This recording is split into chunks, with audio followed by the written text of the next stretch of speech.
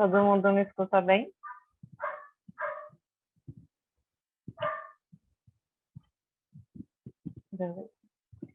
Para começar, vou abrir o nosso slide.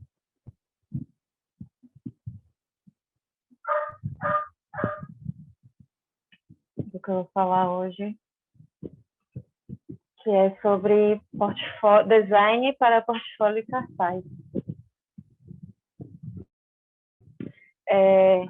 Então, eu me chamo Thaís, eu atualmente resido em Feira de Santana, mas eu fiz a minha formação em Salvador, eu tenho formação em artes plásticas pela UFBA, mas eu sempre gostei de design.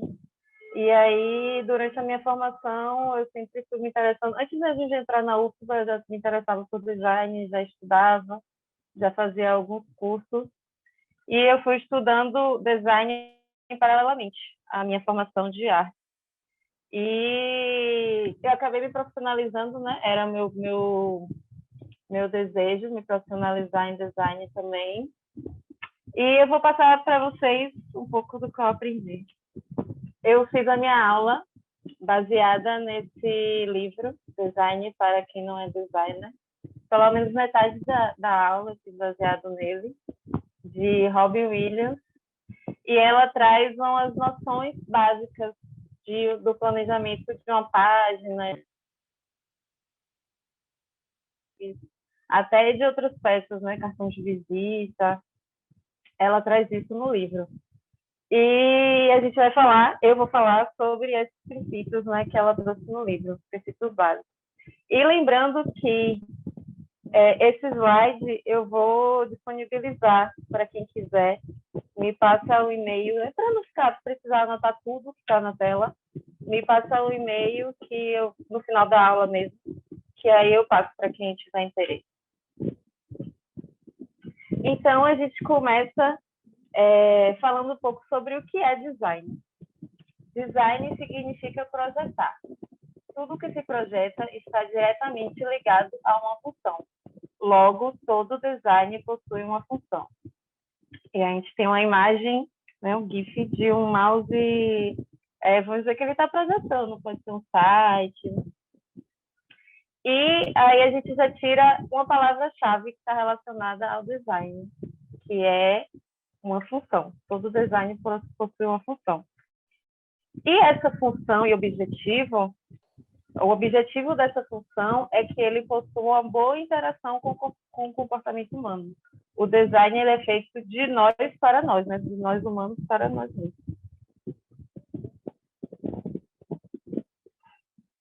E aí esse design ele pode ser aplicado nessa forma e função, pode ser aplicado em várias áreas da nossa vida, que a gente usa na vida.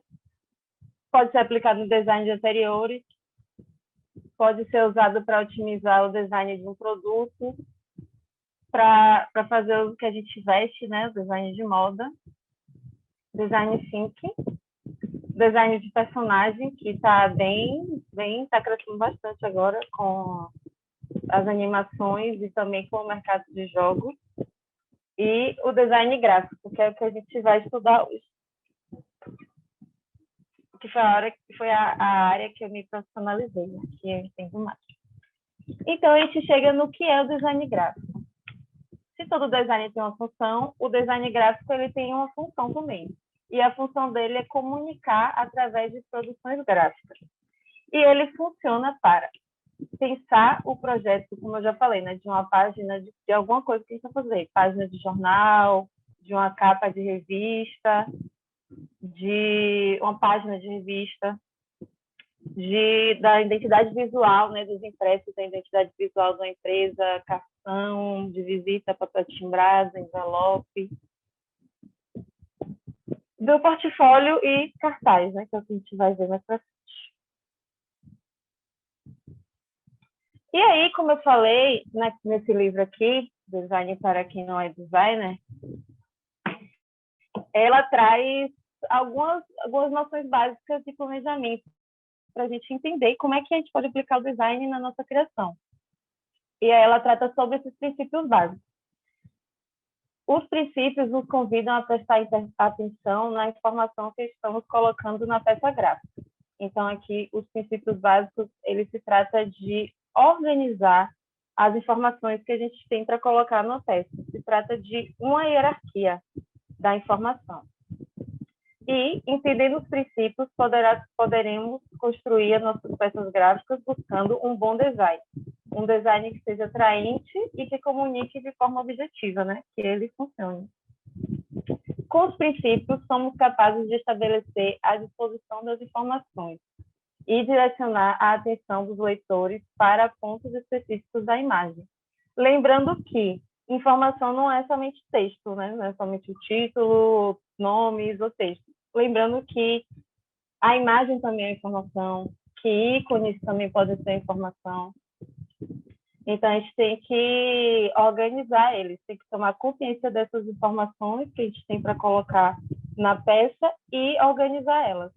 E saber que nada pode ser colocado aleatoriamente. Os princípios, eles nos ajudam a sair desse aleatório, desse modo aleatório de construir certas peças e orientar essas informações. A colocação dos elementos deve ter a função de guiar a leitura do espectador. E a gente vai ver como é que a gente pode fazer isso através dos princípios. Com os princípios, somos conscientes da quantidade de informação dentro de uma composição. Seja uma composição que a gente está vendo, está olhando, analisando, seja uma composição que a gente vai criar. E eles são 4 princípios. No livro, ela traz, tem mais princípios, existem mais princípios, né, que acompanha o design. Mas no livro ela traz os 4 principais, porque esses já são bem básicos, a gente já consegue fazer uma introdução ao assunto, né, esse assunto do design.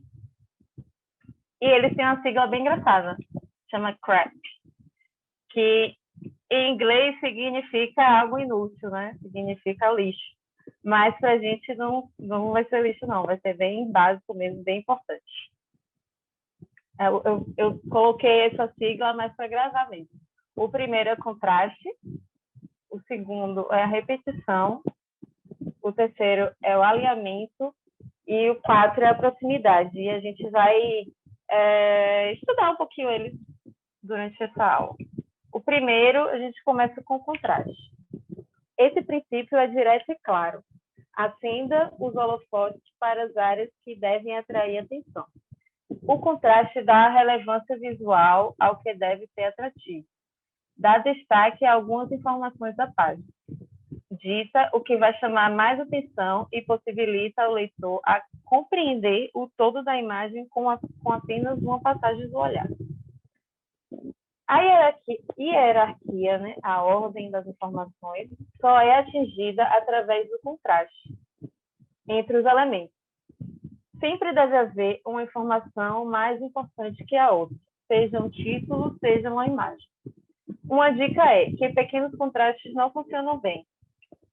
Numa boa estrutura, todos os elementos se contrastam bastante, o que torna a hierarquia mais compreensiva.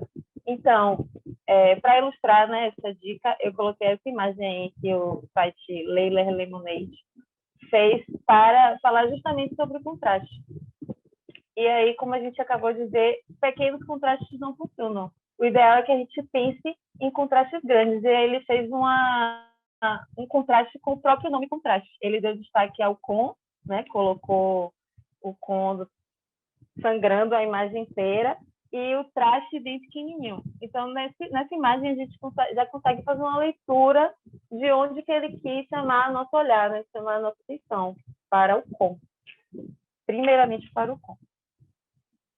E a frase de Ian Schultz, que é um designer bem importante na história do design, e ele chama a atenção para como o contraste é importante.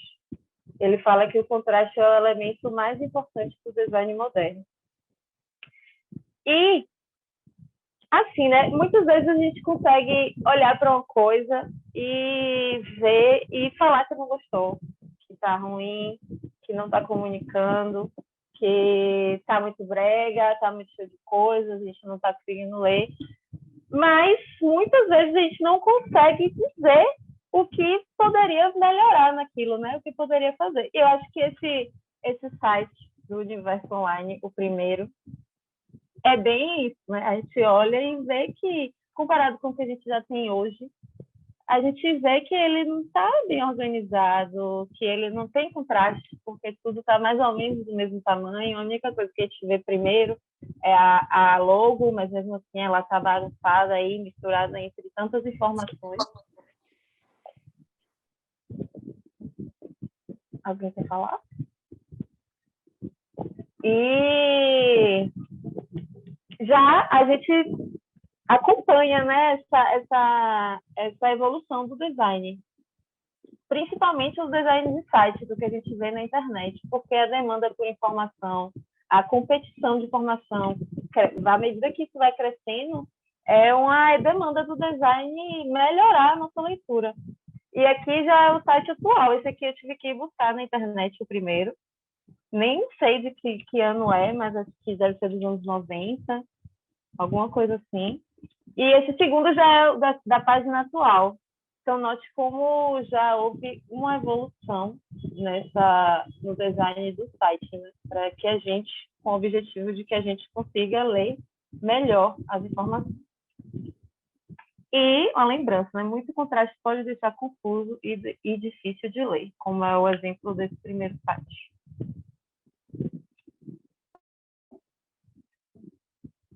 E aí a gente chega nos tipos de contraste. Eu vou dar alguns para vocês. Tem outros tipos, mas eu achei esses mais importantes, né? Primeiro, o contraste por tamanho.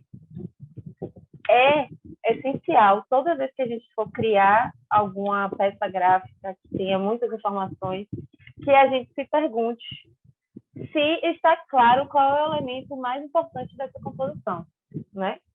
Pergunte antes, durante e depois de a gente criar. Se está claro o que a gente deixou, o que a gente quer, para qual a mensagem que a gente quer passar, né? Se a mensagem principal está bem evidente. Quanto mais evidente for essa hierarquia, mais o seu design funcionará. E aí a gente tem o exemplo de um cartaz aqui ao lado, que a gente pode dividir em 3 informações, né? A informação do homem segurando o computador, depois 3 letras, né? Mais contraste, por favor, que já forma uma caixa de texto, e outra caixa de texto. Contraste pode melhorar seu design. E dá para melhorar essa peça. Tá tudo equilibrado, né? Tudo mais ou menos do mesmo tamanho. Tá com a leitura boa, mas dá para melhorar ainda mais a hierarquia das informações. E uma das formas de a gente melhorar é com o contraste por tamanho. Nesse primeiro exemplo, ele deu o contraste, né? Ele decidiu, estava criando a imagem e decidiu que o texto é o mais importante. E aí ele deu esse contraste no texto pelo tamanho. Né? A gente consegue olhar, passar o olho rápido, mesmo sem conseguir ler, a gente consegue entender que tem uma caixa de texto que chama mais atenção do que tudo aí. E que o nosso olho vai olhar primeiramente para ela, vai passar diretamente nela, porque ela chama mais atenção pelo contraste por tamanho. Também deve fazer outros contrastes por tamanho nessa mesma peça. Ó. Note que ela tem mais ou menos a mesma proporção, tá vendo? Essa proporção retangular. Mas dá para, somente mexendo na hierarquia das informações, dá para a gente mudar totalmente o tom da peça. E aí, esse tem mais um exemplo, em que ele colocou o contraste por tamanho na imagem. A gente olha, o nosso olho olha, e o que chama mais atenção é a imagem. A primeira coisa que o nosso olho vai olhar aí é a imagem, né? E aí, logo depois, nessa hierarquia, a segunda coisa vai ser o mais contraste, por favor, e a terceira e última, a caixa de texto, né? Contraste pode melhorar o seu design.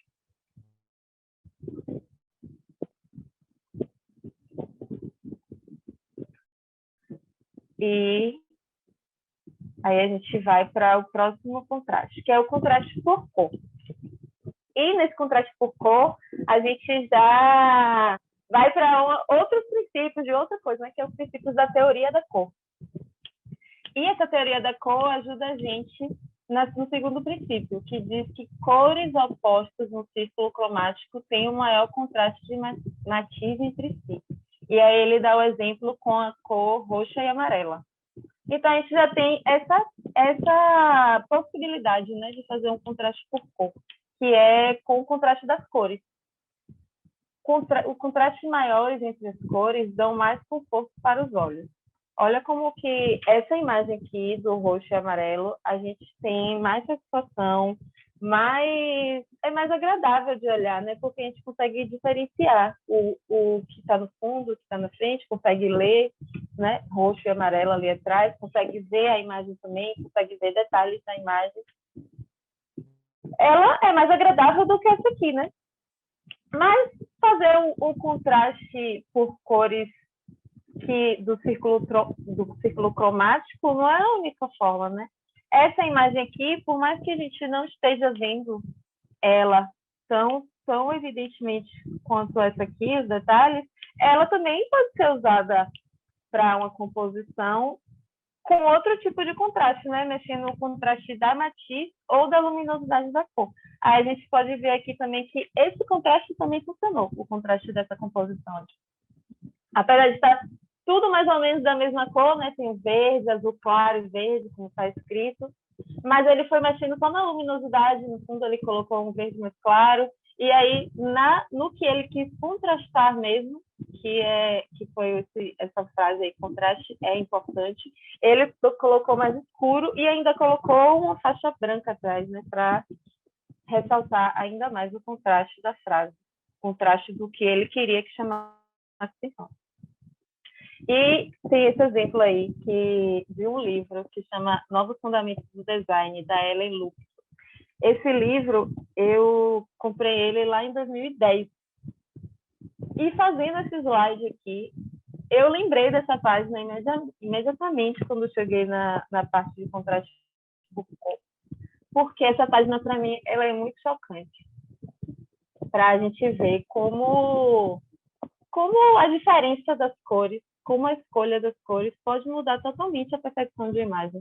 Veja que essa estampa é exatamente a mesma estampa, mas só mudando as cores criou 4 estampas diferentes, né? Dimensões totalmente diferentes, assim, profundidade, tem coisas que nem existem nessa aqui, mas que a gente consegue ver. Que existe, mas que a gente não está vendo por conta do contraste de cor, mas que a gente consegue ver, obviamente, aqui nessa, né? Como a cor é importante na composição. Ah, e esse livro, Novos Fundamentos do Design, também vai estar nessa pasta, que vai estar junto com o slide, para quem quiser dar uma olhada, aprofundar os estudos. E tem uma dica, né, para quem for construir alguma peça gráfica, para paletas de cores. Tem esse site, Paletable, que ele é bem interessante. Vocês estão vendo o site? Sim, está mostrando. Sim? Beleza. Então, vou mostrar para vocês como é que funciona esse site. Se a gente não tiver a mínima ideia ou preferência por cor, ele já vai mostrando uma cor aqui e aí não gostei dessa cor. Vai apertando no dislike, não gostei dessa cor, não gostei, gostei dessa. E aí ele, quando a gente aperta no like, ó, ele vai dando cores que combinam com ela. Tá vendo? E aí, não gostei dessa. E a partir dessa construção aqui, a gente já tem uma paleta de cores. Mas a gente também pode usar desse jeito, ó, ajustando, escolhendo a cor. Vamos dizer que eu já tenho uma preferência de cor e a minha cor é rosa. E aí eu posso ir montando a minha paleta de cores a partir do que ele vai me dando aqui no site. Não precisa usar todas as cores, ele vai dando possibilidades, né, do que combina. A cor quem vai escolher é a gente para passar a mensagem que a gente quer. Agora deixa eu voltar para o slide. Oi, cadê você? Achei. Então, fica a dica aí para quem precisa de uma paleta de cores, não sabe muito bem onde ir para começar o site Paletable. É bem legal para usar e para usar e para construir nossas paletas. E a gente também tem o contraste por tipografia. O uso de tipografia traz muitas oportunidades de trabalhar a hierarquia, com o peso da letra normal, bold, maiúsculo, minúsculo, itálico e regular. Pode ser usado para dar destaque para palavras mais importantes na sua composição e dividir o texto em partes, dando ritmo à leitura. Então, veja que essa mensagem que está aqui, ó, nesse primeiro, é exatamente a mesma mensagem que está aqui. É o mesmo formato também. Mas veja como o contraste por tipografia já faz a gente... já muda completamente o sentido da imagem, né? Já muda a imagem inteira. Quando a gente passa o olho de cara, a gente consegue ver primeiro essa mancha aqui, né, do contraste. Porque é o que está maior, é o que está mais grosso. Ele brincou aí com o peso da letra, né? Nas tipografias, a gente tem as famílias tipográficas, que tem a mesmíssima fonte, sim, que é fina, aí vai TIM, regular, bold, normal, até a semi-bold, eu acho. Não, até a heavy, que é mais grossa do que a bold. Então, essas famílias tipográficas, nem todas as fontes têm famílias tipográficas, mas tem várias fontes com essa família tipográfica, né, que é como se fosse irmão, que ela vai da mais fina até a mais grossa, que a gente pode ter essa possibilidade de brincar com tipografia, né, usando a mesma fonte. Então, a gente pode ir atrás dessas famílias tipográficas nos sites de fontes, é bem fácil de achar. Eu vou passar também o site de fonte mais para frente. E aí a gente consegue definir muito bem a hierarquia desse cartaz aqui, né? Do que ele queria que a gente lesse primeiro, que é a palavra contraste, depois uma parte do mesmo texto, que é use no seu texto, e logo depois o bold, light, condensado e estendida, que são pesos, são tipos de pesos da fonte, né? Que pode existir nas famílias tipográficas. E aí eu trouxe 2 exemplos que eu acho bem legais para a gente ver como a gente pode fazer esse contraste por tipografia, em que os autores, criadores dessas imagens, eles quiseram dar tanto destaque ao texto que eles trabalharam o texto como imagem, né? Aqui nesse primeiro, o texto ele tem luz, tem sombra, tem textura, porque ele trabalhou o texto aí com esse pó, né, formando o título do próprio livro, Leite em Pó. E o segundo é que ele brincou até com o significado também, né, da palavra câmera. Nos dois ele está brincando com o significado da palavra ou do título.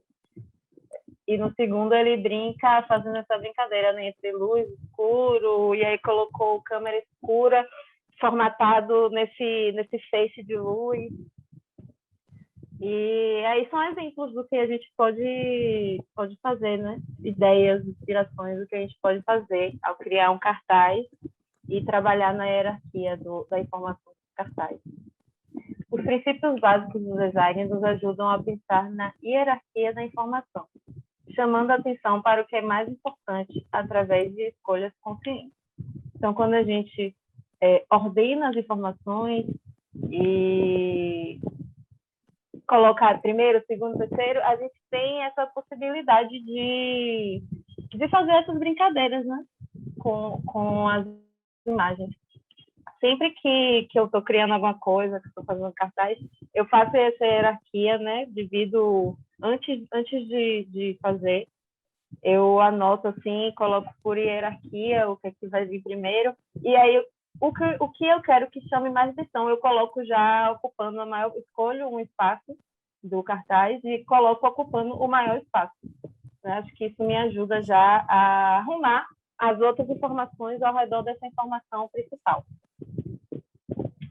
Aí a gente chega no segundo princípio básico, que é o princípio da repetição. A repetição é responsável por deixar a leitura com a mesma cara do início ao fim. O leitor deve ter a certeza de que está no mesmo livro, onde a página 15 tem a mesma identidade que a página 100. Esse princípio afirma que algum aspecto do design deve se repetir no material inteiro. E aí eu tirei uma citação do livro, né, que eu usei, Design para quem não é designer, em que ela fala assim: o elemento pode ser uma fonte em negrito, uma linha horizontal, entre outros, qualquer aspecto que o leitor reconheça visualmente.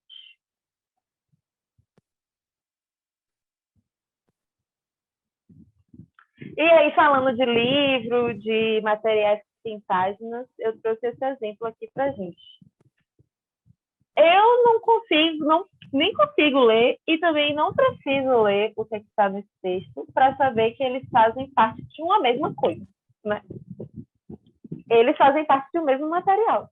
Eu só fiz aqui dividir e colocar um espaçamento entre eles, mas o nosso olho já conecta naturalmente o que eles são parte de uma mesma coisa. E aí a gente vai ver como é que a gente analisa isso para comprovar que eles são parte de uma mesma coisa. Rolou aí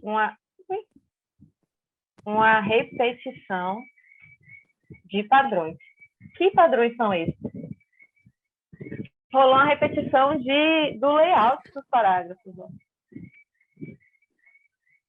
Né? É uma página, está espelhada. É a mesmíssima estrutura espelhada.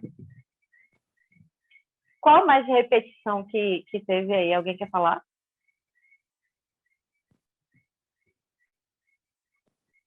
A gente teve uma repetição.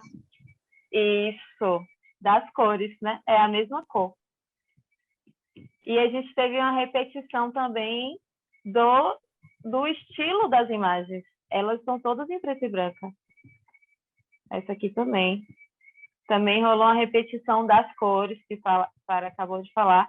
E eu não marquei, mas tem uma repetição aqui também, ó, do título em negrito. É o mesma fonte, mesmo estilo de fonte, mesmo tamanho da fonte. No texto também, mesmo tipo de texto, mesmo estilo, mesmo tamanho. E aí a gente continua falando um pouquinho sobre a repetição. Ela traz a sensação de unidade, similaridade e harmonia. A unidade é um conceito muito importante no design. Os elementos precisam fazer conexões entre si. E a repetição é uma forma de fazer essas amarras. A repetição é o esforço consciente para unificar todos os elementos do design. Ela faz com que o observador siga um fluxo de leitura. E aí eu trouxe outro exemplo, dessa vez é de um portfólio. E aqui foi uma estrutura que eu peguei na internet mesmo. Eu vou falar mais um pouquinho sobre isso, mas desde agora eu já vou falar para vocês, né, que é bom que a gente busque referências na internet. A gente não precisa criar tudo do zero, muito menos com um assunto que a gente não sabe muito, que a gente tem noções básicas, né? É interessante, é bem prático pegar exemplos da internet, e esse aqui foi um exemplo da internet que eu peguei. Muita gente não precisa nem pegar o arquivo mesmo, né? Só pode copiar a estrutura, né? Se a estrutura faz sentido, se a estrutura é boa, dá uma boa visibilidade, uma boa leitura, a gente pode tentar pegar a estrutura do que funciona. E aqui, nesse portfólio, a capa eu achei bonita, sim, mas o que eu mais quero chamar a atenção é para a estrutura de dentro, né? Como rolou uma repetição e que a gente consegue entender, mesmo que só visualizando, a gente não está nem folheando, né? Só está visualizando aqui essas imagens e a gente consegue entender, o nosso cérebro consegue fazer conexões visuais, de que é o mesmo material, faz parte de um mesmo material, porque tem a repetição. E aqui ele repetiu o elemento, esse elemento aqui. Então a gente sabe que logo no início da leitura vai começar por esse elemento aqui e vai vir o título, porque ele repetiu esse elemento no início das páginas onde tem informações, né? A cor também, o amarelo, ele repetiu a cor. A tipografia, igual no exemplo que eu mostrei lá, o título, os títulos das informações estão no mesmo tamanho, mesmo peso, mesma fonte. E até uma lista. Ele criou um padrão de como fazer uma lista, que de longe a gente também não está conseguindo ver do que se trata, não consegue ler, mas a gente consegue entender que é uma lista. São duas listas de um mesmo material, porque ele repetiu a forma como ele organizou a lista, né? Repetiu as cores, repetiu como começa, repetiu a fonte. Então, a repetição traz essa sensação de unidade, de uma coisa só.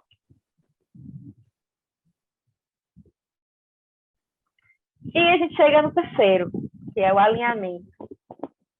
Ao inserir textos e imagens em uma página, precisamos ter em mente que mantê-las organizadas é fundamental para a compreensão do observador e o alinhamento ajuda muito nisso.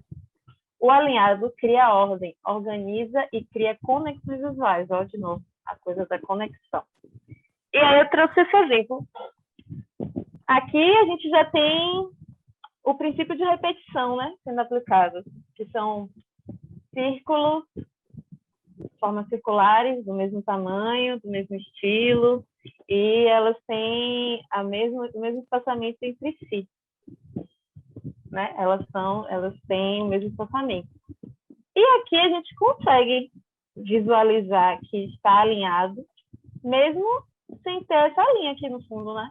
Porque o nosso olho faz essa leitura. E veja qual a diferença de uma coisa alinhada para uma coisa desalinhada, como é. O que é que é mais agradável de olhar?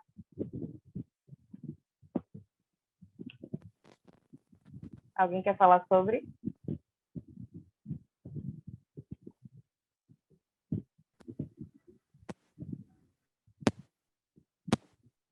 O alinhado, né?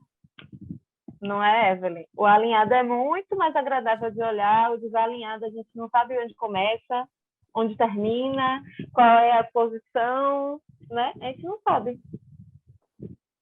E aí, de novo, a gente não precisa ter essa linha aqui no fundo para entender que o de baixo está desalinhado. Exatamente, dá uma gastura na vista. Eu tenho agonia com coisas desalinhadas, eu também. Pois é, por mais que esse desalinhado siga um padrão, exatamente. O desalinhado, fazer uma coisa desalinhada seguindo o padrão é difícil, gente. É bem difícil. E aí, eu vou para mais um exemplo de alinhado e desalinhado. Eu trouxe dois exemplos de novo, comparativos. E o texto diz assim: mesmo quando os elementos alinhados estiverem fisicamente separados uns dos outros, se eles estiverem alinhados, haverá uma linha invisível conectando. E aí a gente vê como a conexão entre as coisas no design e para passar uma mensagem é importante. A gente já viu que o segundo, né, a repetição cria uma conexão entre as coisas, e agora o alinhamento. O alinhamento cria essa conexão também, através das linhas. Então, a gente não precisa ter essa linha aqui para saber que essa estrutura está alinhada. Está alinhada ao topo, está alinhada na lateral esquerda, na lateral direita, na base, interiormente, né, entre as estruturas. Você vê que as estruturas elas diferem de tamanho entre si, mas, né, esse aqui está diferente desse. Olha como está diferente essa caixinha dessa. Mas por elas estarem alinhadas, a gente consegue criar uma conexão e saber que isso aqui faz parte dessa estrutura, desse todo. E analisando mais profundamente, a gente consegue até ver essa estrutura, né, totalmente alinhada. E já aqui do lado, a gente não consegue saber onde acaba, onde termina, também não consegue saber por onde começa a ler, não consegue ver uma relação entre esses elementos, né? Eles estão desalinhados. Não é agradável. Veja como esse aqui é muito mais agradável de olhar do que esse aqui.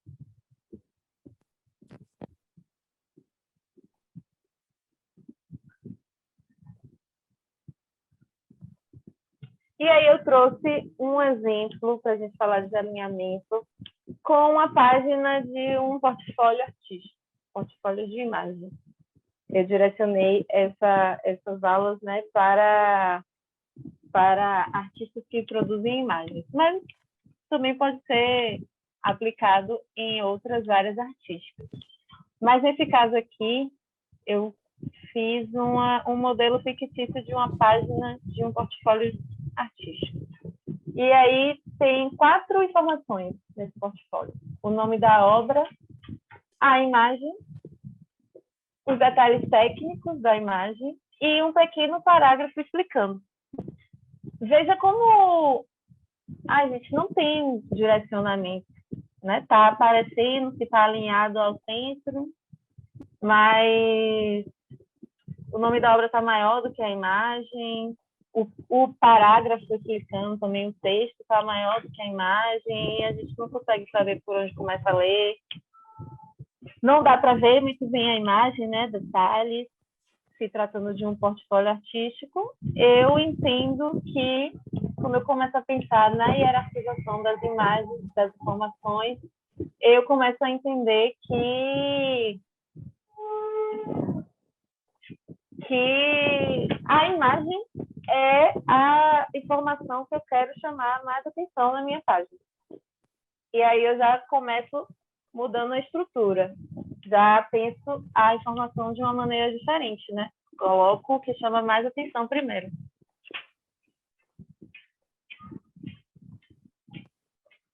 Que é a imagem. No caso do portfólio artístico. E aí eu já faço uma outra estrutura com o texto, também considerando a hierarquização através do alinhamento, né? Eu coloquei essa imagem aqui e nos limites dela é onde vai a minha informação também, ó. Você vê que o texto não passa nem para cima nem para baixo dela. Eu quero que o texto esteja totalmente conectado a essa imagem. E aí eu trabalho com a hierarquia. Primeiro vem a imagem, depois eu quero que a pessoa veja o nome da obra. Em terceiro, ela vai ver o parágrafo explicando. E por último, os detalhes técnicos, né? Para quem quiser mais informações. Mas de cara, a gente já olha para essa imagem e a primeira coisa que a gente vê é a imagem. E aí a gente consegue ver também, analisando um pouco mais profundamente, consegue ver o alinhamento dela, né? Como ela tem uma estrutura alinhada. Já essa outra aqui não tem alinhamento, existe apenas essa sinuosidade e o olho faz isso aqui e é cansativo para uma leitura, é cansativo para o olho, sabe? Então, esse princípio do alinhamento, ele é muito útil para a gente guiar a leitura das pessoas, né? De onde começa e de onde termina a nossa informação. Eu tenho uma dica para esse alinhamento. Dica: utilizar linhas guias dos programas para fazer o alinhamento. E aí, deixa eu mostrar para vocês. Todo programa de imagem, o Photoshop, o Illustrator, para quem usa, ou outros programas alternativos, né, que fazem a mesma função do Photoshop e do Illustrator, é porque eu uso esses, que eu uso os da Adobe, né, são os que me ajudam mais, mas existem outros, variados outros, para criação gráfica. E todos eles, inclusive o próprio PowerPoint, o Word e o Google Slides, que é o que eu estou usando aqui, eles têm essa réguazinha aqui, ó, do lado, tanto na lateral quanto no topo. E essas réguas, se a gente clicar nelas e puxar uma linha, ó, a gente vai poder puxar uma linha guia para a nossa composição. Esse recurso tem em todos esses programas e a gente pode usar. No meu slide, eu usei. Vocês veem que tem uma estrutura parecida né, de onde começam as informações, eu usei as minhas guias para me ajudar no alinhamento das minhas informações, desse slide aqui, para criar uma estrutura, né, para ajudar a gente a estudar melhor.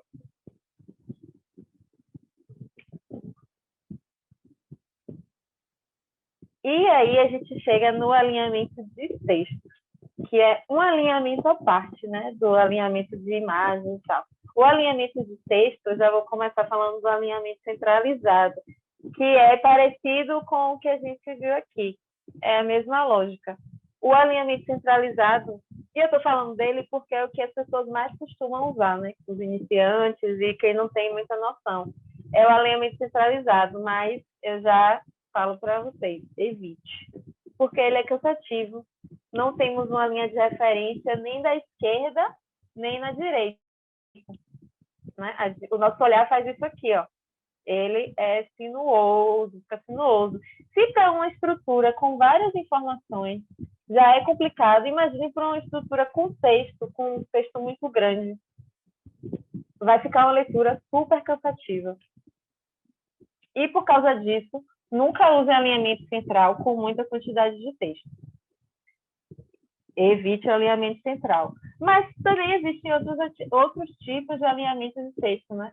O alinhamento à esquerda, que é o que eu mais recomendo, foi o que eu usei no meu slide, se vocês repararem, eu usei o alinhamento à esquerda, tanto para o título quanto para os textos. Por que ele é tão eficiente? Porque ele guia onde a nossa leitura vai começar. Você vê que o alinhamento direito, a gente já sabe que quando ele acaba aqui, a gente pode voltar para essa linha que vai poder começar. Essa linha ajuda a gente a saber onde começa a leitura, onde começa a leitura do nosso texto, né? A leitura seguinte, da linha seguinte. E isso é muito útil para a leitura. É muito importante, né? Que, principalmente para textos grandes, porque é muita informação. Então, quanto menos difícil for para ler, quanto mais alinhado estiver, melhor para quem estiver lendo, mais agradável, mais fácil. Também tem o alinhamento à direita, que é um alinhamento que também guia a nossa leitura, né? Mas pelo o alinhamento à esquerda, a gente já está muito mais acostumado. Também é uma questão de estar acostumado com o alinhamento à esquerda, né? Já é uma coisa cultural. Mas o alinhamento à direita também serve. E, assim, por a gente não estar tão acostumado, eu não recomendo muito para textos grandes também, mas para informações pequenas, informações tipo no cartaz, informações de endereço, informações com pouco texto, ele também é muito útil, né? A gente pode usar ele. Gente, se vocês tiverem alguma dúvida, pode ligar o microfone ou então falar no chat. Eu não estou vendo o chat o tempo inteiro, mas de vez em quando aqui, quando alguém fala, né, ele aparece a notificação e eu leio. E aí a gente chega no alinhamento centralizado, que foi aquilo que eu já falei, evitem, porque é cansativo. Ele é alinhado apenas ao centro, ele tem como ponto de referência o centro, então os alinhamentos laterais não existem e a nossa leitura faz isso aqui. Quando a gente termina de ler aqui, a gente volta para cá. Mas quando a gente termina de ler aqui, a gente volta para cá, que já não é mais o mesmo espaço. E aí, nessa volta, a gente já pode ficar um pouquinho perdido, né? E precisar de mais atenção para ler o texto. Isso é cansativo. E o alinhamento justificado, que é muito bom para ler. Ele é ótimo para ler. Mas eu também não recomendo tanto, porque ele usa o alinhamento tanto à esquerda como à direita, e aí ele sacrifica os espaços entre as palavras. Os espaços entre as palavras, ele perde o padrão. Ó. Você vê que esse espaço aqui está maior do que esse, tá vendo? Então, essa perda do padrão entre o espaçamento das palavras também não é legal para a leitura. Não é legal, porque forma o que a gente chama no design de rios, ó. Forma esses grandes espaçamentos em branco. Em branco. Olha o tamanho desse aqui. Não é legal, não é bonito. Não é bom para ler. E aí eu trago uma dica para alinhamento. Alinhamento de imagens e de texto. Existem muitas formas de dispor os elementos na composição de forma alinhada, mas dividir por quadrantes é uma forma segura de fazer os alinhamentos. Dividir em 9 quadrantes é uma das ferramentas do alinhamento que pode facilitar uma boa distribuição de informações e elementos na hora da criação. Então, existem várias formas de dividir uma imagem, né? Fazer uma estrutura de imagem. Mas eu trouxe aqui para vocês uma forma bem difundida e bem fácil assim, para quem está iniciando no design, que é dividir a imagem em 9 quadrantes.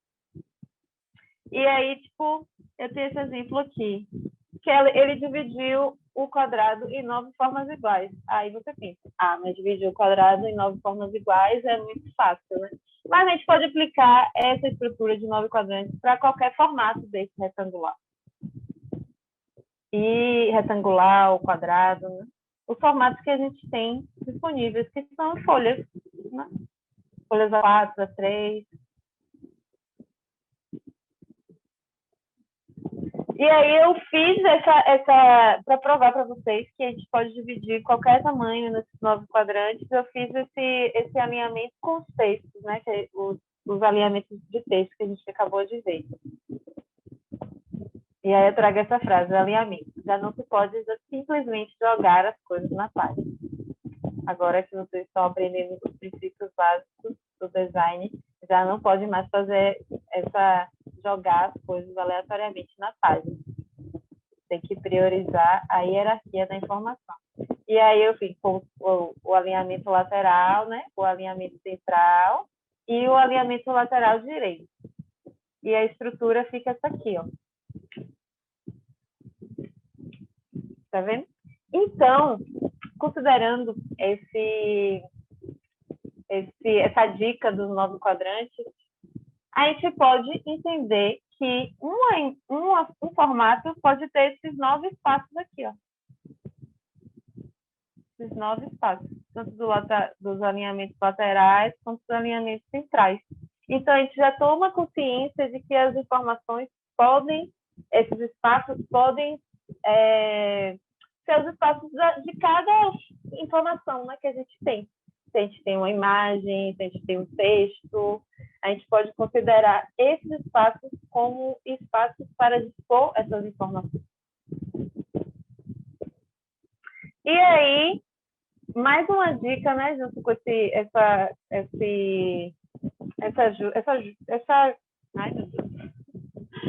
essa divisão dos 9 quadrantes, é como a gente faz a leitura de um material, faz a leitura de qualquer composição gráfica, né? A gente faz a leitura assim, da lateral esquerda do topo para a lateral direita, a lateral direita da base. A gente faz essa leitura aqui. E aí, a primeira coisa que o nosso olho vê né, na hora de fazer uma composição, a gente pode considerar que a primeira coisa que o nosso olho vê é essa área aqui. E aí, a última é essa área aqui, ó. A primeira área é essa e a última é essa. A gente não precisa seguir exatamente essa hierarquia de leitura, né? Na hora que a gente for construir um cartaz. Muitas vezes a gente vai usar um elemento que é mais importante e aí colocar aqui nessa última, mas ele está, a gente usou o contraste, vamos dizer que a gente usou o contraste por tamanho nele, ele está enorme, o nosso olho vai ler isso aqui, né? Vai ler essa área. Mas a gente, tipo assim, não é uma regra, né, que a gente bote o que vai ser mais importante aqui. Como eu acabei de dar o exemplo, que ele não precisa. Mas é legal saber dessas informações, é importante saber dessas informações na hora da gente estar construindo as nossas composições, até porque, né, saber que essa aqui, essa informação do meio, né,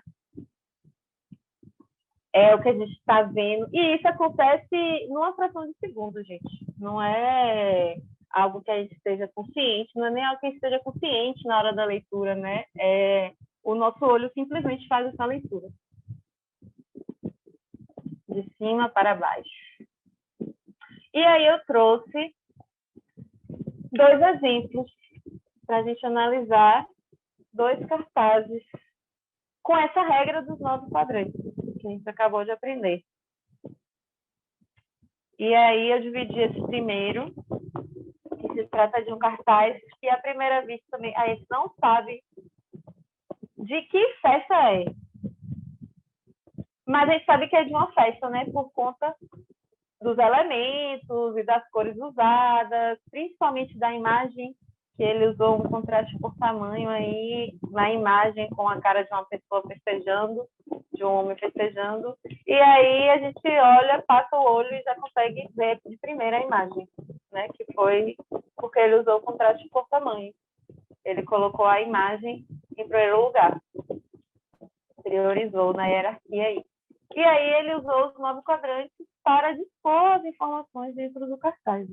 No meio, ele colocou a imagem grande, e aí logo depois o nosso olho vem para aqui, o pare hard, que é o tamanho maior, né? O segundo elemento que chama mais atenção. E tem os outros elementos também, né, dispostos aqui. Ai, eu ia falar uma coisa. Se eu lembrar, eu falo. E aí a gente consegue ver os elementos exatamente separados bem nesses quadrantes laterais do canto, né? E a imagem no meio.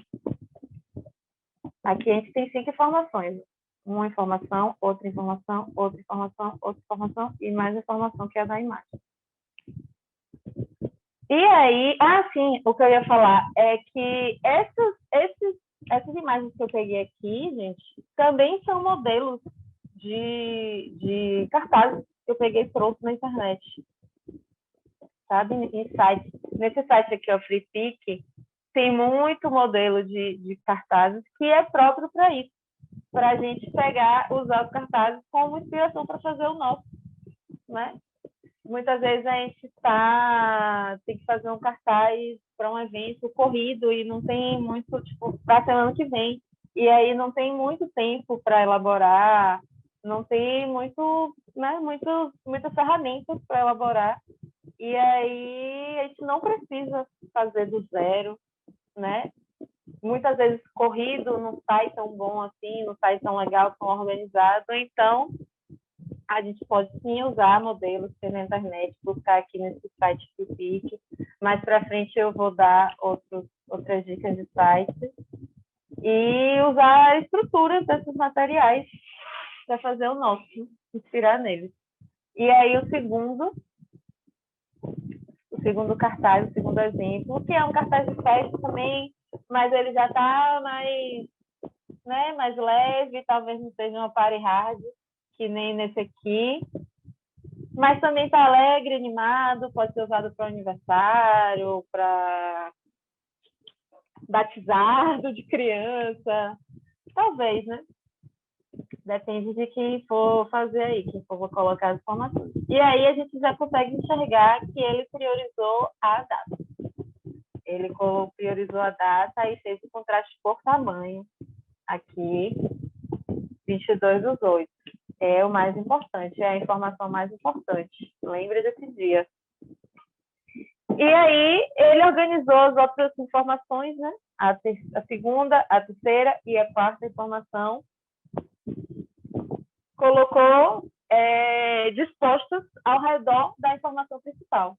E aí, aqui tem o título, nesse não foi o título mais importante, né? Foi a data o mais importante. E aqui veio o título, subtítulo, um textozinho, talvez explicando do que se trata o evento e mais informações. Aí, outro exemplo de como a gente pode organizar as nossas informações no cartaz, né? Utilizando os quadrantes.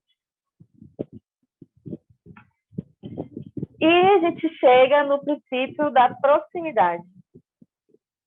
O princípio da proximidade diz que itens relacionados entre si devem ser agrupados e aproximados uns dos outros, para que sejam vistos como um conjunto coeso e não como um emaranhado de partes sem ligação.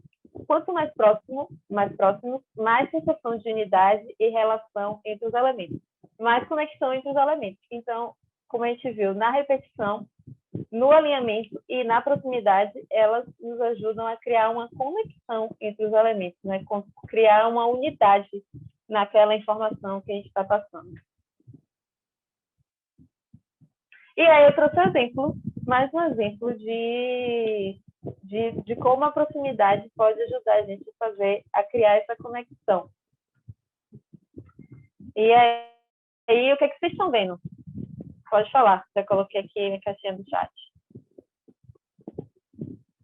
Se quiser falar pelo microfone também, fiquem à vontade.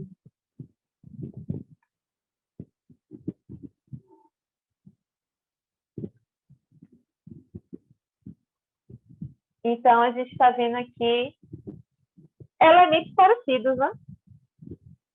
Vários círculos, exatamente. Tem vários círculos dentro de uma caixinha, assim como tem vários círculos dentro de outra. Mas qual que é a diferença entre elas? Do alinhamento, exatamente. Exatamente. Nesse primeiro, a gente parece estar vendo vários círculos aleatórios aí, né? A gente não consegue determinar, sim, um padrão. A gente não consegue determinar uma conexão entre eles, né? Não consegue. Já no segundo, também é uma imagem com vários círculos. Só que a gente consegue determinar uma conexão entre eles. A gente consegue entender que esses círculos fazem parte de um mesmo grupo. Se tivesse um círculo aqui, a gente ia conseguir entender que ele não faz parte desse grupo, porque ele não está com essa repetição de padrões, né? E aí é o que o princípio da proximidade faz. Aproximar elementos, né, de forma assim padronizada como está aqui. São elementos iguais entre si e também têm o mesmo distanciamento, ó. Eles têm a mesma proximidade um entre o outro, estão alinhados, e a gente pode dizer que aqui não temos nada, temos vários círculos, e aqui temos um quadrado formado de círculos, né? Uma forma quadrada. E também, né, o que é mais agradável para a gente olhar? É a segunda imagem, porque a gente consegue identificar, a gente consegue se conectar mais com ela, porque ela tem uma conexão entre ela mesma. E aí eu trago mais exemplos. Ó, também, círculos dispostos de forma aleatória. Aqui nesse parece que eles estão conectados, mas aqui já não existe, não parece haver uma conexão, também no nosso olho não consegue identificar algo reconhecível, né? Esses aqui também parece que está conectado, mas entre esses não estão, entre o restante da imagem, não tem algo reconhecível. Agora, olha como que só a gente modificando a padronização entre eles, né? Modificando a proximidade entre eles, como que já forma um afeto. A gente já consegue identificar, já consegue atribuir um significado a essa imagem, né? Com a seta. Essa seta pode ser usada para um sinal de trânsito, por exemplo, para guiar. E aqui mais um exemplo de proximidade, que é com a lista. Aqui a gente já consegue identificar um princípio aplicado, né? Que é o princípio tanto da repetição quanto do contraste. Eu tenho dois princípios. E do alinhamento também, né? Está alinhado à esquerda. E do contraste, olha como ele contrasta, né? O título da lista, ele colocou em negrito, a mesma fonte, para diferenciar. Isso aqui, a partir daqui, começa um título, uma lista nova.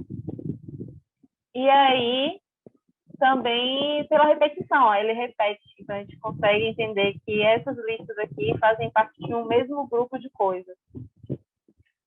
Mas, assim, a gente olha e já consegue identificar que são 4 grupos, né? Está em inglês, mas nem precisa entender inglês para saber que são 4 grupos de coisas diferentes, mas que fazem parte ali de uma mesma lista. Elas estão conectadas por conta dessas conexões visuais, né? Desses princípios do design que ele usou aí para a gente entender que uma lista, são várias listas dentro de um mesmo grupo. Mas ainda dá para utilizar o princípio da proximidade nela. Olha como que a gente consegue ler muito melhor, de forma muito mais hierarquizada, essa lista aqui, né? É a mesma lista, mas a gente passa o olho nela e consegue entender muito mais rapidamente que são 4 grupos. Muito mais rápido do que essa primeira aqui. Só usando o princípio da proximidade. Ele aproximou os elementos, os itens da lista, tá vendo? E distanciou da outra lista. Então, cada lista tem uma proximidade própria que está distante dos outros grupos também. E aí a gente consegue ver que são 4 grupos de coisas. De uma forma muito mais rápida, usando só o princípio da proximidade. Facilita a leitura, ajuda quem está lendo a entender de forma mais rápida a mensagem dessa lista. Quando aproximamos os elementos que se relacionam, conseguimos dar pistas para o observador de qual a ordem de leitura ele deve seguir. Isso acontece instantaneamente, pois, primeiramente, o nosso cérebro escaneia a estrutura como um todo e depois inicia o processo de leitura nas partes. É aquela coisa, né? A gente não vai controlar essa leitura. Não controla, acontece de forma instantânea. Por isso que os princípios do design estão aí, para ajudar a gente, a quem for ler o que a gente fez, quem for observar o que a gente fez, entender qual mensagem que a gente está passando, né? E aí eu trouxe um exemplo bem prático de portfólio, de estrutura de portfólio, para a gente analisar através do princípio da proximidade. E essa estrutura também está lá na pasta, está em forma de imagem. E aí, para quem estiver precisando muito rápido fazer um portfólio, já pode usar essa estrutura.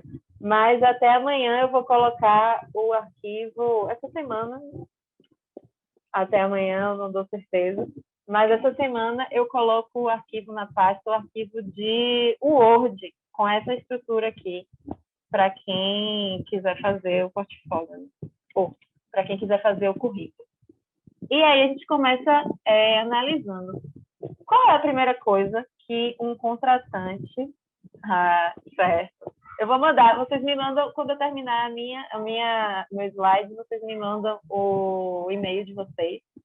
E aí eu vou mandar essa pasta com todos esses materiais. E aí, num currículo, qual é a primeira coisa que um contratante quer saber? Qual é a primeira coisa que a gente quer saber olhando no currículo? O nome da pessoa e o que ela faz. Então, isso já é um grupo. Né? Seu nome e área que atua. Depois, em outro grupo de informações parecidas, né? Informações ali que podem estar no mesmo grupo. As informações de endereço e o seu contato. E as informações do seu trabalho. O que é que você faz? Tem algum link, tem algum site, né? E aí a gente pode colocar aqui nessa estrutura. Logo depois vem o grupo da sua formação, depois as qualificações, e aí um grupo para falar das suas experiências profissionais, e outro grupo, se quiser, falando sobre trabalhos que são importantes para você, né? Que são importantes na sua carreira profissional. E aí, com o princípio da proximidade, a gente pode ver como essa hierarquia foi construída, né? Então, em cada grupo de informação aqui, a gente tem informações que falam a mesma coisa, né? Tipo, no grupo de formação, você pode ter informações. Se tiver aqui nesse grupo, aproximado dessa forma, né, e dissociado dos outros grupos, como está aqui, quem lê vai entender que o que você colocou ali de informação nesse grupo aqui se trata da sua formação, né? O que você colocou aqui abaixo desse título, qualificações, se trata das habilidades que você tem. Então, esse princípio da proximidade funciona dessa forma. E aí, ele repetiu, a gente pode ver outros princípios também, né? A repetição, porque é a mesma fonte nos títulos, tá vendo? A mesma fonte, mesmo tamanho, mesmo peso da fonte, mesmo espaçamento entre informação, entre grupos e outros, entre grupos de informações. E a gente terminou nosso CREP, nossos princípios do contraste, e vamos revisar, né, para fixar melhor.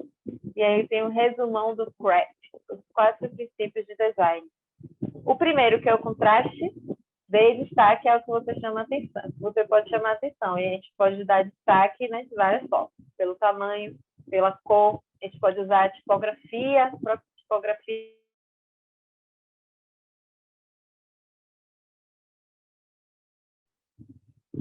A repetição. Crie unidade, criando e repetindo padrões, que aqui começa aquele conceito de conexão, né?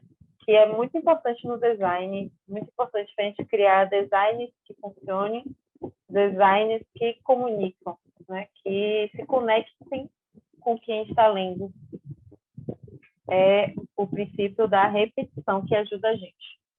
O princípio do alinhamento, que também ajuda a gente nessa conexão entre os elementos, entre as informações, e define o processo de leitura do observador.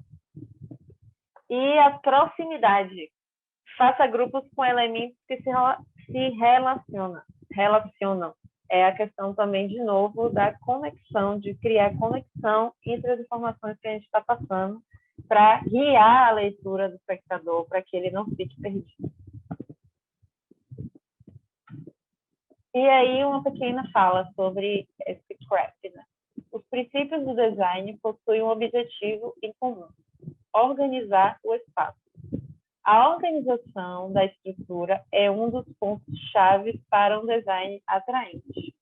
E falando de espaço, eu encontrei essa frase, uma outra frase de um outro designer também, desse cara aqui, Frank Lloyd Wright, que fala que o espaço é a essência do design.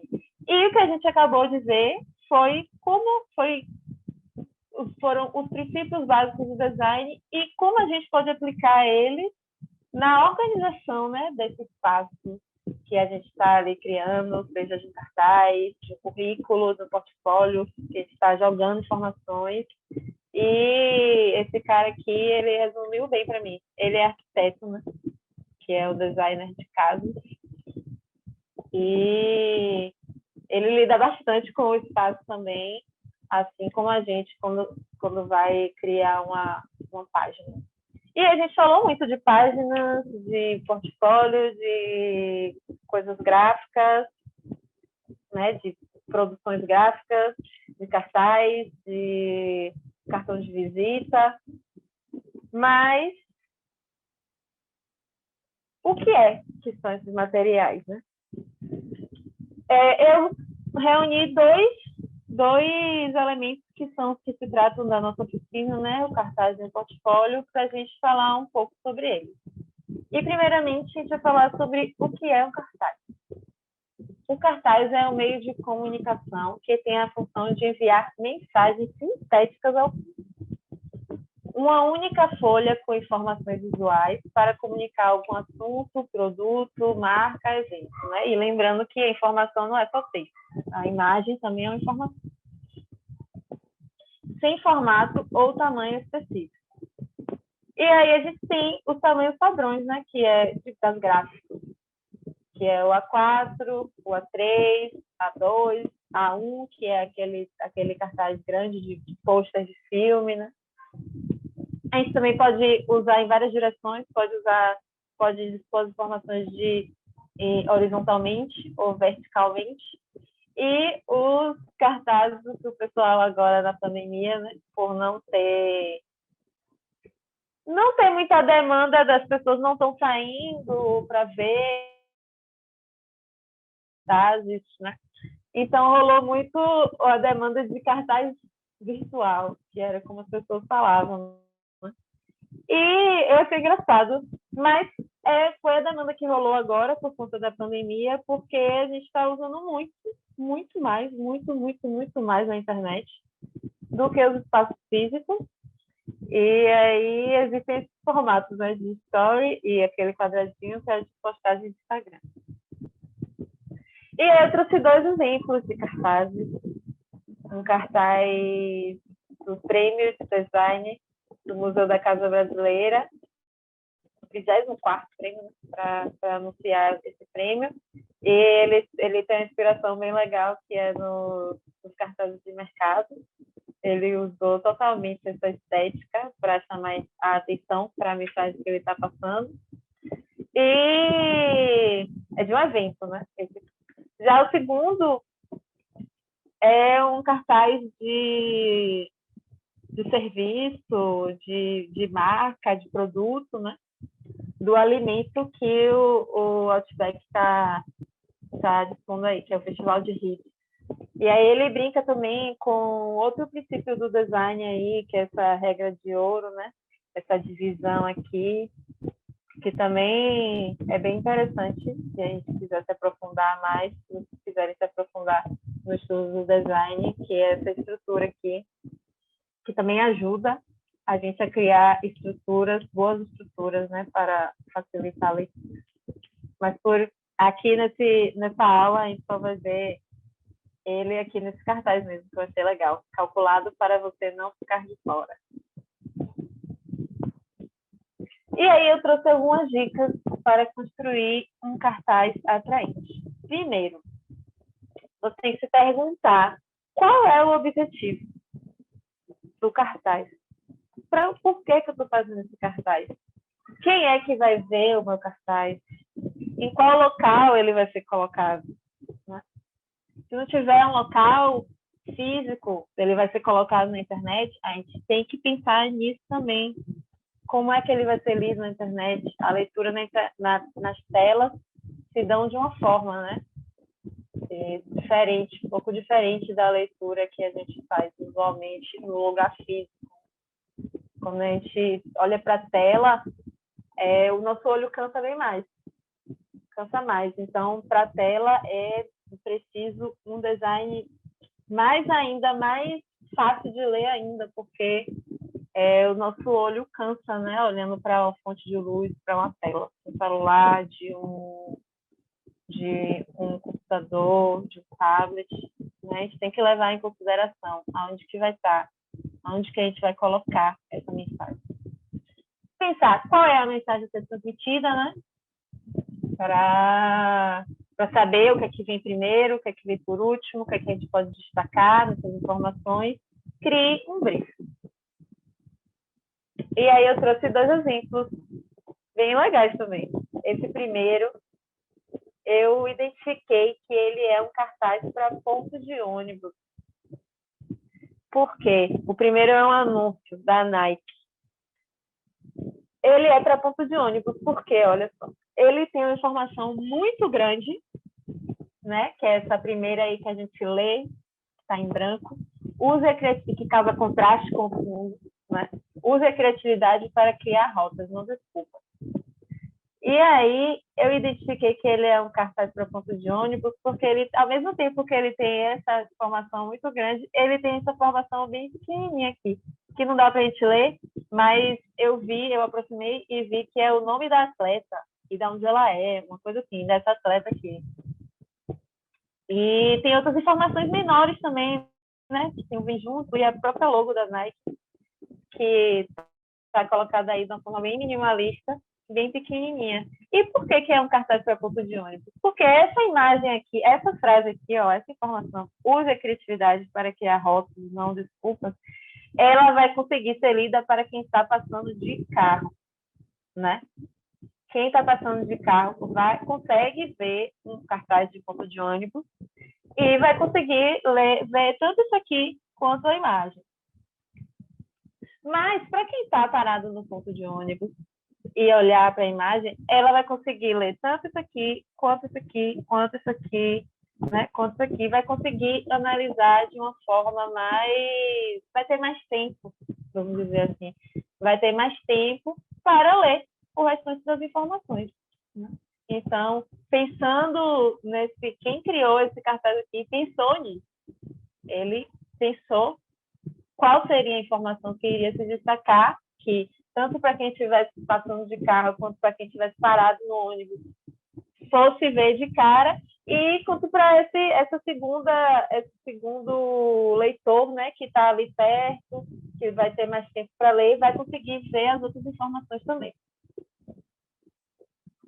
Ah, sim, mostre, Felipe. Eu tenho que dar o stop aqui, né? Isso. Tem que parar um pouquinho, rapidinho, só para mostrar como foi. Pronto.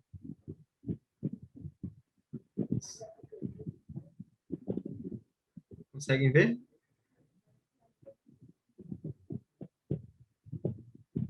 Sim.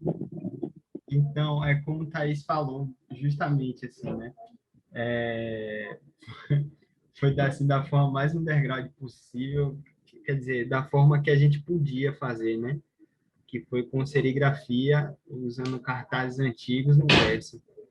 Mas os princípios, né, de leitura, claro que não está da forma ideal, mas está da forma que a gente podia fazer, da melhor forma que a gente podia fazer. Então, tinha as informações dos artistas. Aqui a matriz, inclusive, a gente fez uma reciclagem de outro material, né? Que é uma matriz para revelar a serigrafia. Opa. E esse daqui é o resultado do cartaz. Por exemplo, a comunidade aqui tem as informações aqui embaixo e tal, né? Tudo isso foi feito na serigrafia, impresso, tem umas manchas nas bordas por conta disso. Utilizado papel antigo, né? Essa primeira edição foi totalmente independente, a gente fez do jeito que podia, como podia, e foi bem legal, assim, bem legal, encheu bastante a associação. E aqui o nome da associação é Recanto do Sol, por isso que tem essa bola se pondo, né, de certa forma. E aí dá para ver os princípios que Thais falou, que também é aplicado nas artes, né, esses princípios como é que eu posso falar, de percepção visual, né? Isso, de percepção visual. Tem tudo a ver esse princípio.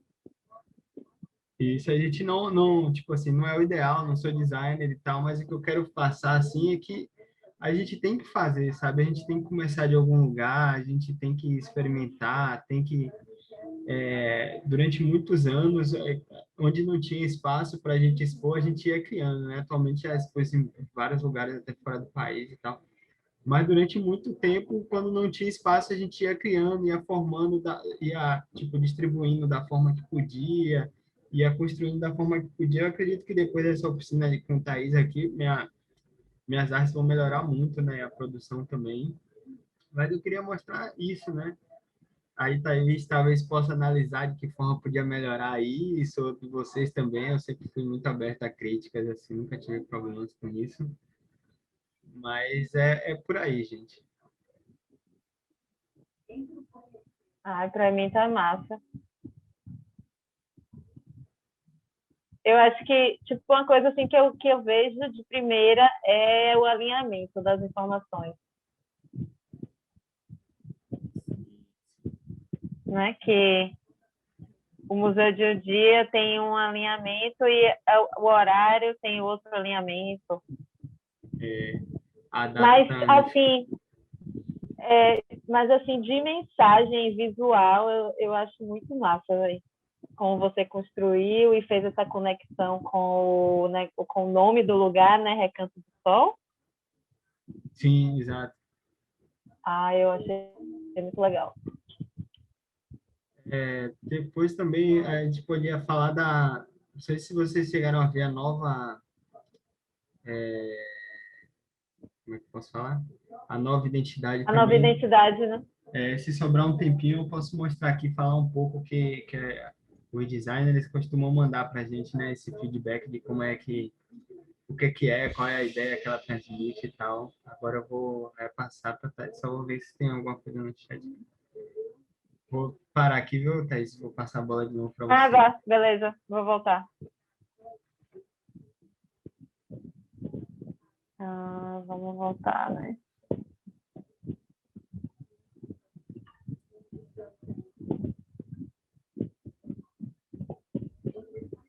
E aí a gente chega em outro cartaz, que é um cartaz de música, um cartaz de uma apresentação, né? Provavelmente desse cara aí, Tony Allen, que vem logo de cara, assim, a gente vai ver o contraste com o rosto dele, em preto e branco e o fundo amarelo, né? Tem bastante contraste. Forma humana também, que acho que isso já é assunto, assim, mas para uma outra aula. Mas tem elementos tem formas que dão mais contraste que as outras, né? E a forma humana é a forma que chama mais atenção aos nossos olhos, porque somos humanos, né? Então, uma forma humana vai chamar mais atenção do que um texto, vai chamar, dentro de uma composição, né? Vai chamar mais atenção do que um ícone, vai chamar mais atenção do que uma imagem de uma forma de livro, né? A forma humana é o que chama mais atenção na composição. E aí a gente vê logo a imagem dele com... A gente já identifica que pelo estilo de tipografia, né, pelas cores, a gente já vê que se trata de um cartaz musical, se trata de um tema de música, que tem aí, se a gente for ler as outras informações, né, Rock Café, tem a data. Então, para mim, esse é um cartaz bem bonito, bem atraente. Mais dicas. Selecione e filtre as informações relevantes. Priorize o que não pode faltar. Foco na leitura rápida e prática.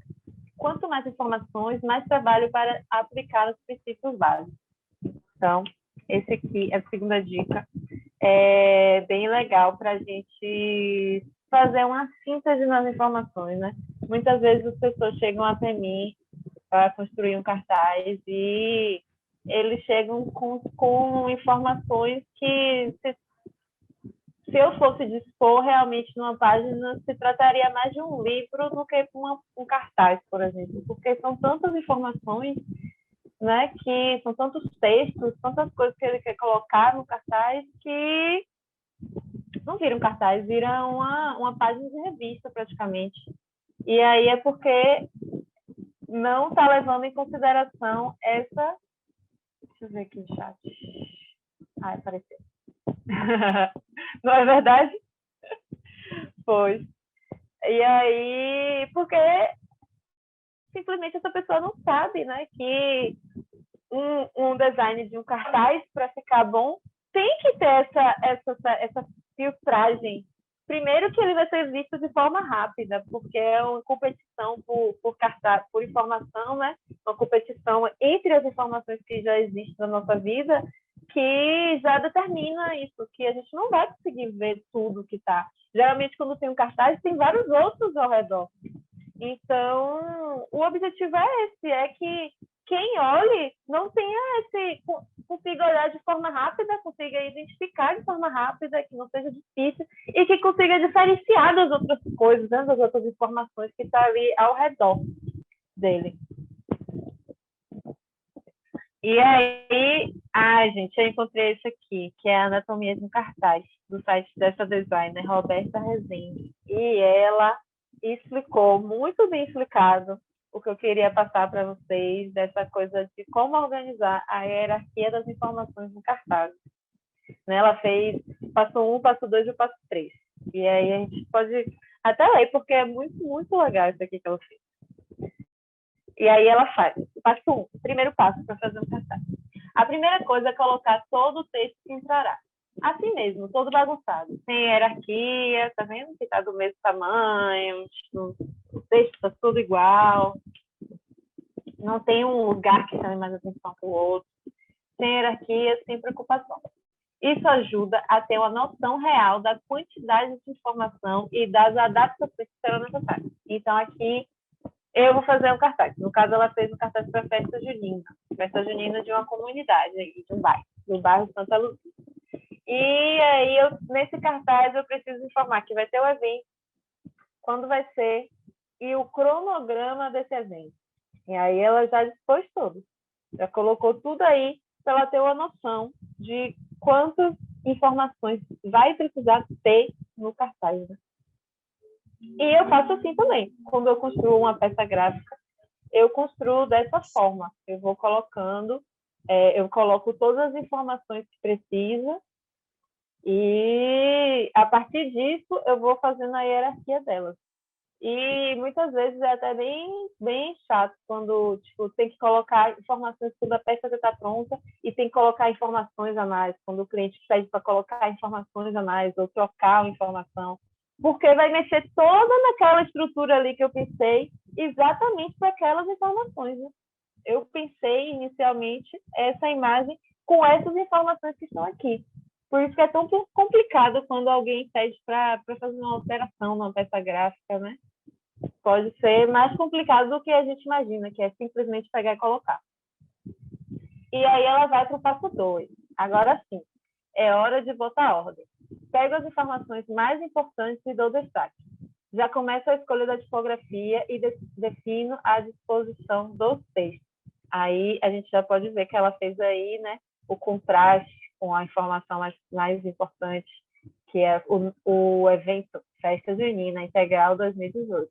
Ela já deu um contraste com a tipografia, aí, contraste de tamanho e com tipografia, né? Eu estou a tipografia grossa, grande, e junto com o subtítulo embaixo ali, mas que está mais fino, mas que faz parte do mesmo grupo de informações, né? É o que a gente, com o nosso olho, vê primeiro. Nessa hora, é preciso paciência para aproveitar o espaço da melhor maneira possível e organizar as informações. Ajuda, paciência aqui no caso, eu chamo de pensar, né? De fazer essa hierarquia e ir pensando. Realmente, é muita paciência, né? Para organizar. Ajuda bastante também separá-las por blocos. Nome do evento, a questão do agrupamento, que ela chama atenção aqui para a gente. Separar por bloco nada mais é do que fazer o agrupamento das informações. Então, aqui a gente tem um grupo de informações, aqui a gente tem outro, né? Aqui o título do que se trata esse cartaz, aqui é o lugar e o dia que vai acontecer, o que está falando aqui, e aqui outros grupos com cronogramas, ó. Tá vendo que tem o mesmo grupo, mas também está separado por grupos por horário, 15 horas, 19 e 20. Então, ela fez essa separação aí por bloco ou por grupo. Nome do evento, local, mais data, programação, etc. Essa etapa é bem racional. É bem racional, porque a gente está fazendo assim, está aplicando os princípios básicos de forma técnica. Assim, né? Pega as informações, pegou as informações e dividiu por blocos de informações que fazem parte ali no mesmo bloco. Perceba que o texto ainda está todo preto. Aí é a parte racional mesmo. Porque ele ainda está todo preto, não tem cores, né? Tipo, já tem a fonte assim, que já dá o tom estético do cartaz, né? Que é uma fonte que chama para festa, para um tipo de fonte assim que parece que é uma coisa mais artesanal, né? Mais solta, mais cursiva. E aí, mas ainda está tudo em preto. E aí, o passo 3, que ela fala da parte gostosinha do trabalho, que eu também considero, é uma parte bem legal, que é a hora de deixar ele atrativo. Mais atrativo ainda. É a hora de bater o martelo na tipografia, definir as cores e brincar com os elementos visuais, como ela fez aqui. Nesse caso, como é um evento não comercial, é da escola e da comunidade, utilizei vetores pontos do FreePic.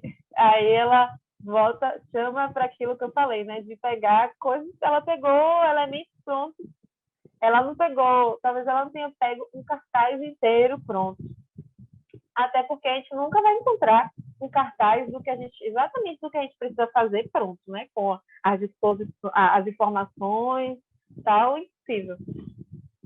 Mas a gente pode pegar elementos, pode pegar a estrutura, como eu falei, né? Do cartaz e como é que a gente fala? E colocando, né? Dispondo. Ai, tem uma palavra para isso.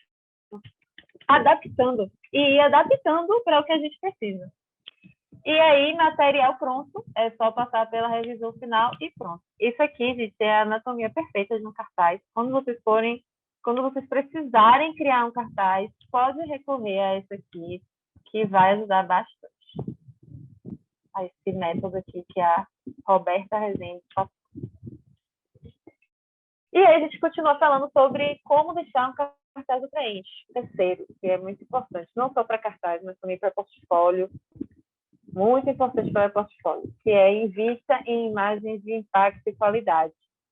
A gente tem que ter imagens em alta, porque é muito desagradável mesmo olhar para uma imagem tipo essa aqui, pixelizada. De cara a gente já vai olhar e dizer que é uma coisa, já vai olhar e não sentir nem vontade de olhar para o resto, né, da composição, porque vai ver que é uma coisa que a pessoa não teve cuidado, é sem qualidade, uma coisa sem qualidade. E aí, na internet tem muitas imagens em alta qualidade, né? É importante a gente saber também se a imagem, mesmo a imagem estando em qualidade, a gente pode usar, né? Se ela não tem direitos autorais. E aí, nessa busca de imagens em alta qualidade, existem vários bancos de imagem grátis por aí pelo Google. Tem uma variedadezinha legal, interessante, e eu uso bastante, que é o NEP, que tem imagens só com pessoas negras, né? A gente tem essa demanda, sempre existiu essa demanda, mas agora a gente tem os olhares voltados para isso, né? Tem essa necessidade voltada para isso, porque as pessoas estão cobrando, e tem esse banco aí, né, que é muito legal, tem muita imagem bem bonita. E o FreePic, de novo, porque ele tem ele tem coisas gráficas, mas também ele tem muita imagem. Ele é um banco que ele tem uma parte grátis e tem uma parte paga, né? Mas a parte grátis dele é bem rica, assim, já me ajudou muito. Eu uso ele praticamente todos os dias e usei ele grátis por muitos anos da minha vida profissional. E ele é muito bom, muito interessante também para a imagem. Ainda falando de imagem, o exemplo, né, que a gente viu lá no princípio básico, o exemplo do contraste, né, só para a gente ver mesmo como que uma imagem boa, de qualidade e bem usada pode causar esse impacto, pode chamar a atenção para a mensagem que a gente está passando. E tipografias, a importância da gente usar tipografias legíveis. E a importância da tipografia também na composição, né? Note que essa mensagem é a mesma mensagem. Até que a morte nos separe. É muito pouco para mim. Preciso de você por mais uma vida.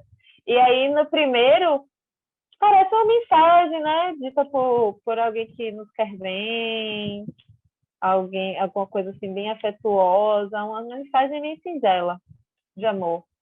Já na segunda, já não está muito afetuosa, parece que alguém muito perturbado riscou assim numa parede com raiva, né? Parece uma coisa assim meio psicopata.